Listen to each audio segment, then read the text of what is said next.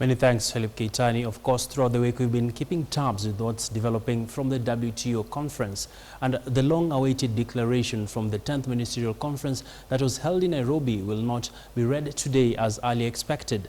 Instead, it will be read tomorrow, the 19th of December, a day after what was to be the official close of the talks. According to sources, teams from the developing and developed worlds locked horns for most of the negotiations, first prompting the postponement of the declarations and subsequently leading to the postponement of the decision.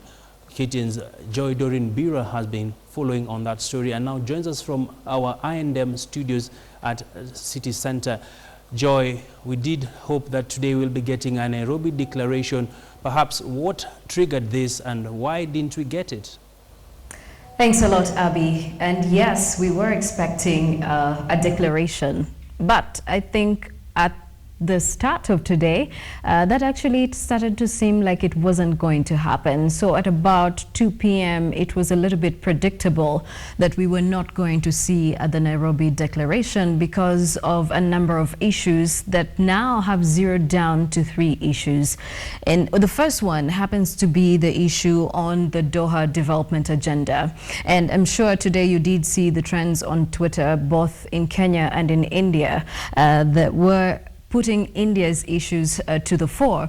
But you see, the issue here about the Doha development agenda is that in 2001, they agreed to reduce the subsidies for developed countries, and so that they can allow fair trade between developed countries and developing countries. But now the issue is that 14 years later, the United States thinks that if that happens, then India and China need to be excluded from the developing countries classification.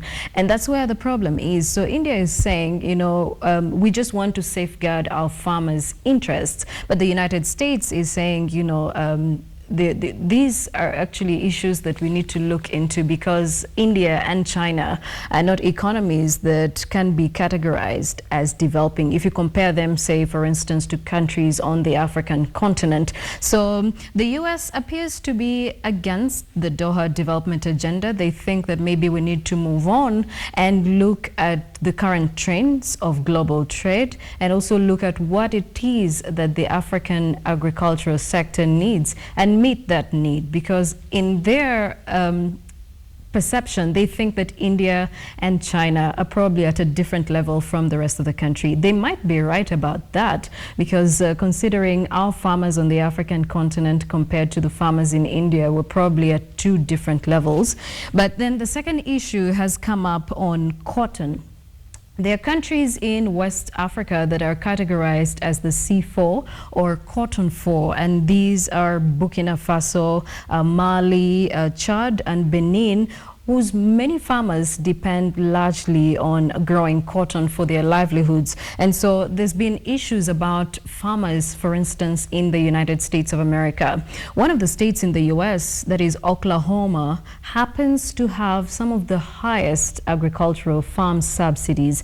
And if you compare those farmers to farmers in these 4 countries in West Africa, then there is a bit of an imbalance, because if a farmer in Burkina Faso and Chad, Mali, and Benin at the end of a harvest season is only able to get $300, then it doesn't make sense compared to a farmer who gets subsidies in the United States state of Oklahoma, who probably earns over $1,000. And then there's the issue of a farmer who gets subsidies is able to plant his cotton on time and is able to harvest on time. So for the farmer in Africa, specific C4 countries, they'll probably not plant on time because of weather patterns and so many other challenges. And then that means that his harvest season is going to delay.